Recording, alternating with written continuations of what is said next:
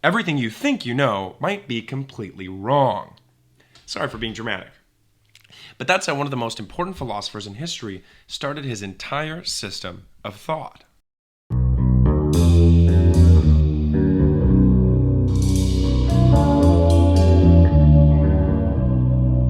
Descartes, the mechanical universe, and elite knowledge.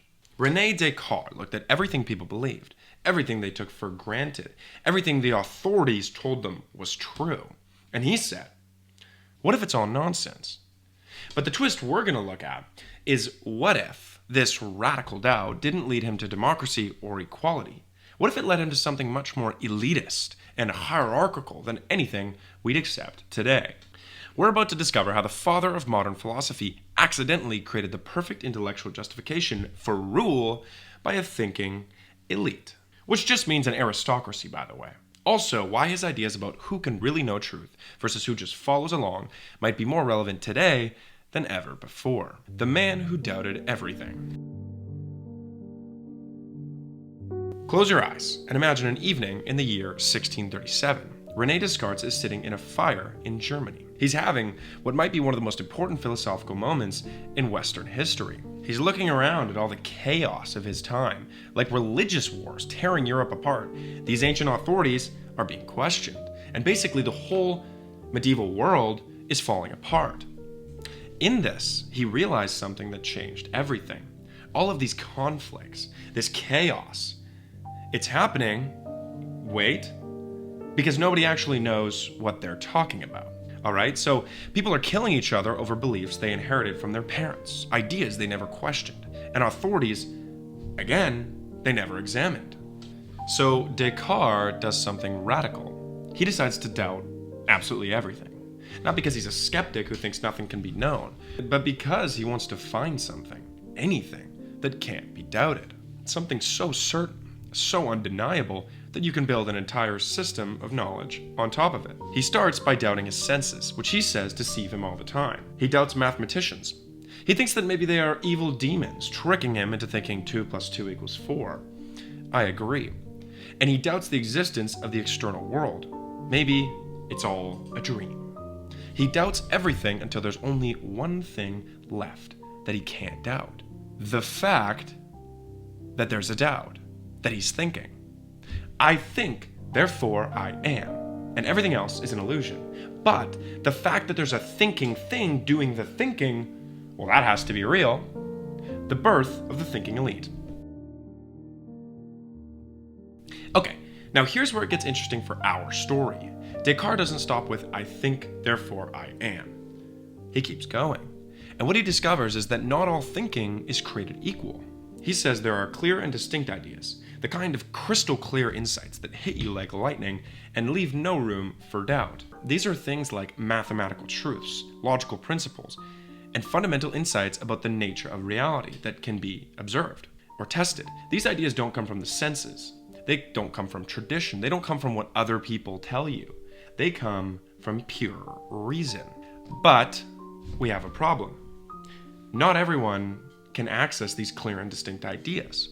Most people are stuck in what Descartes calls confused and obscure thinking. And they mistake their prejudices for insights, and they confuse their emotions with reasoning. They accept things as true because they want them to be true, not because they actually are true. So, right from the beginning, Descartes is dividing humanity into two groups. There are those who can think clearly and distinctly, the rational elite who can access real knowledge. And on the other side, there are people who can't. Probably you. The confused masses who live in a world of illusions and inherited beliefs. This isn't democracy. Everyone's opinion matters equally? Definitely not true. This is more like an intellectual aristocracy with a philosophical foundation. The mechanical universe and human hierarchy.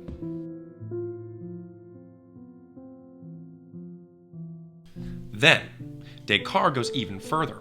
After he divided people into clear thinkers and confused thinkers, he divides the entire universe into two fundamentally different types of substance. There's extended substance, which is physical matter that takes up space and follows mechanical laws. And on the contrary, there's thinking substance, mind, consciousness, the ability to reason and understand truth. These two substances are completely different. Matter is mechanical, predictable, and determined by physical laws. Mind is free, rational, and capable of grasping these eternal truths. So, think about what this means for human beings. We are weird hybrids. We have both a mechanical body, but a thinking mind. And some people are more dominated by their mechanical, animal nature, while others are more capable of pure, rational thought. Okay, so what does this mean about the masses?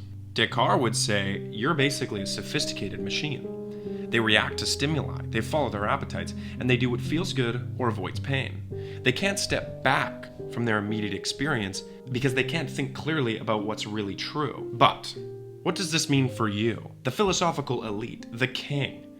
Well, they can transcend their mechanical nature through pure reason. They can access truths that aren't dependent on their particular circumstances, their cultural background, or their personal desires. They can think God's thoughts. In a sense, they can grasp the same eternal mathematical truths that structure reality itself. Descartes dropped this bombshell. He divided the world into the thinking elite and everything else, and bounced. Kidding. Lucky for you, he gave you a method to join this elite. His discourse on method is basically an instruction manual for how to think clearly and distinctly. Awesome! So everyone can become a high IQ aristocrat Chad. But there's a catch. He says not everyone can follow this method. It requires a level of intellectual discipline, patience, and natural ability that most people simply don't have. Sorry. You have to be willing to doubt everything you believe. You have to be able to focus your attention with laser-like intensity. But moreover, you have to be capable of grasping abstract, mathematical relationships. And most people can't do this. We don't have the intellectual tools, the mental discipline, or frankly, the fluid intelligence. So, most people need to rely on authority, either traditional religious authority or the new scientific authority of people who can actually follow this method. So Descartes just created the perfect justification for rule by experts, the people who can think clearly and distinctly, the people who can access this real knowledge through the proper methods. These are the people who should be making decisions for society. And you can't say it's because they're born into the right family or because they're the strongest. The only explanation is that they're the only ones who can actually know what's true. So this is starting to sound like technocracy, where the experts, the doctors, the engineers, they're the ones making all the decisions. But that's not quite what he meant. The God of the philosophers. Here is where Descartes gets really clever. His system is based only on human reason. He proves the existence of God through semi-circular but pure rational argument. It's not the God of traditional religion, the God of faith and revelation and personal relationship. It's the God of the philosophers, a perfectly rational being who creates a perfectly rational universe according to mathematical laws. Now, this God couldn't or wouldn't play favorites based on birth or social position, but he does play favorites based on the ability to think clearly. The people who can follow Descartes' method and grasp clear and distinct ideas, they are the ones who are closest to God's perspective.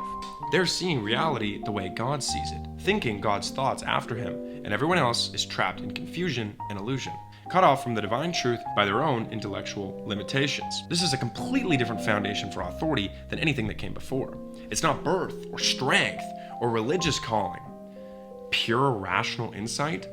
It's kind of similar to the philosopher kings that Plato dreamed of, but he adds kind of a systematic method for identifying these people. The dangerous democracy of ideas. Now, you might be thinking this all sounds pretty democratic. After all, Descartes is saying that practically anyone can potentially join the thinking elite if they were to just follow the right method and have a bit of luck. Birth and social class don't matter, only the ability to reason and think clearly, and have a big brain. But that's exactly what makes it so dangerous to modern democratic thinking, because what Descartes is really saying is that most people are fundamentally incapable of rational thought. If they can't access real knowledge, they can't make good decisions about complex issues. Thus, he explains, they need to be guided by people who actually understand what's going on. In a traditional aristocracy, the nobles rule because of their bloodline. In a democracy, everyone rules because of their supposed equal dignity as human beings. But in Descartes' system, the rational elite rule because they're the only ones that can actually know truth from falsehood. And here's the really uncomfortable part. This might actually be correct. Look around you. How many people do you know who can think through complex issues of the day without being swayed by their emotions or their prejudices or social pressure? How many people change their minds when presented with good evidence? How many people can even distinguish between what they want to be true and what actually is true? Descartes looked around just like you 400 years ago and concluded that real knowledge must be restricted to a small elite, an elite who can think clearly and think systematically. Everyone else needs to trust their judgment or remain trapped in this confusion. The modern relevance. This is why Descartes matters for our story. He created the philosophical foundation for what we might call epistocracy, rule by those who actually know what they're talking about. Again, not democracy. In a democracy, everyone's opinion counts equally regardless of their knowledge or reasoning. It's also not a traditional aristocracy where your bloodline determines your authority. So now, look at the people who govern you today. All of these modern technocrats, every expert with slick back hair who dismisses popular opinion as ignorant, every intellectual who thinks the masses are too stupid to govern themselves. They're all following in Descartes' footsteps, whether they know it or not. When you hear one of these people say, trust the science, or listen to the experts, or they try to explain to you that that's not how economics actually works, they're making a fundamentally Cartesian argument. They're claiming access to clear and distinct ideas that most people like you simply can't understand.